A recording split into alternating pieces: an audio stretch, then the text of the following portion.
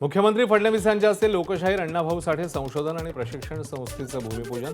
कार्यक्रमाला उपमुख्यमंत्री एकनाथ शिंदे आणि उपमुख्यमंत्री सुनेत्रा पवार यांची उपस्थिती।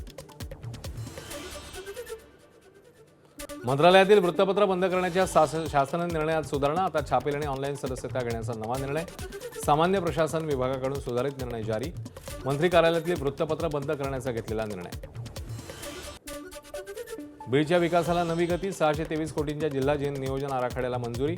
पालकमंत्री सुनेत्रा पवारांची माहिती। विकास कामांमध्ये पारदर्शकता, आर्थिक शिस्त आणि दर्जेदार नियोजनावर भर देत महत्त्वाचा निर्णय।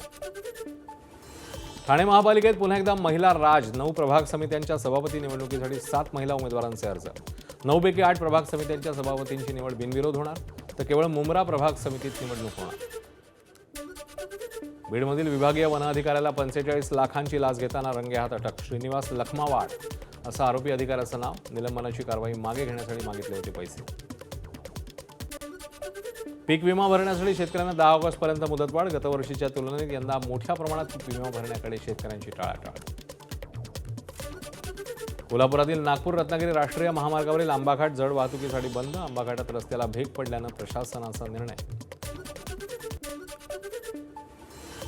जम्मू काश्मीरचे मुख्यमंत्री ओमर अब्दुल्ला आणि पत्नी पायल यांच्या घटस्फोटाला सर्वोच्च न्यायालयाची मंजुरी। 32 वर्षांच्या वैवाहिक जीवनाचा अंत।